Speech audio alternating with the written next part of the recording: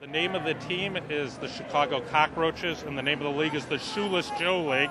Team is the Diamondbacks. The Bayou Voodoo. Brooklyn Mets. Living Room Balls. It's from the movie Mr. Saturday Night. Wiffle Ball Rulebook. Ray Brito. One of my friends' names. He made it up. And I am the only woman in the league.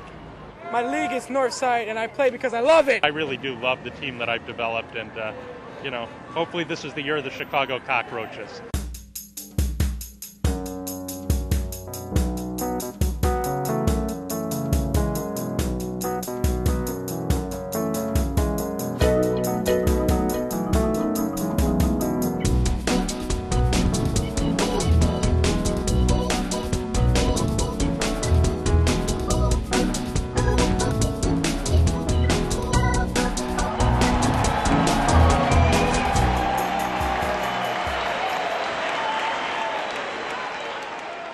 Found myself working at a bank, and the brother of my branch manager at the time was involved in the league. We were just talking sports one day, and I mentioned, boy, I'd love to do, manage my own team or whatever, and he said, I'm in a league that does that. He was telling me about this fantasy baseball league, and I had never heard of it. I'm like, what's it about? He says, well, basically you pick your own guys, and you have a salary cap, and it's for people who think they know how to run a baseball team. And I have a massive ego when it comes to stuff like that. I think I know how to put together a team. So I went to their couple other meetings. I'm like, I'm hooked. We all started off as members of a club called the Cub Fan Club League. CFCL stands for Cub Fan Club League.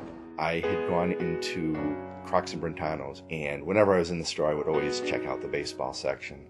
And I went over there, and there was this green paperback book, and right on the cover it said, the greatest game for baseball fans since baseball. And then I started looking through, I'm like, wow, this is really complex and really involved.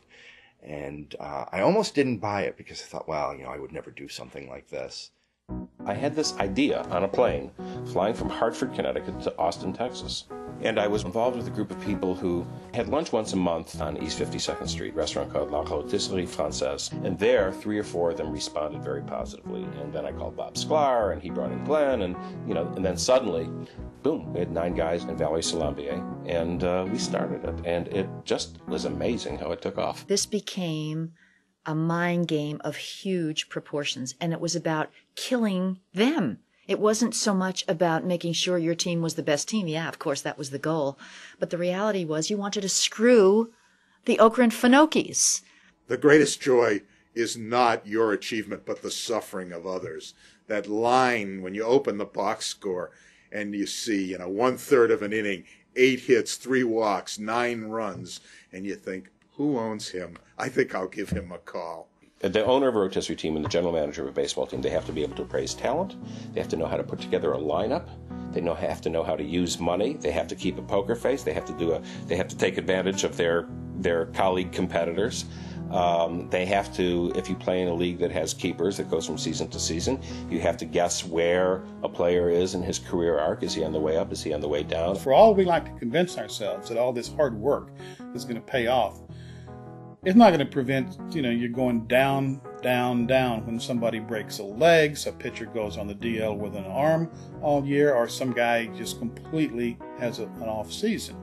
So the number one research tool that you need to win at Rotisserie League Baseball, and this is a secret that I've never revealed before, the number one tool that you need is luck. This is taking the ultimate team game. A team game which you cannot participate in because A, you don't have $140 million lying on the side, or because in addition to being overage, one never had the athletic ability, no matter how much one threw a ball up against the garage door.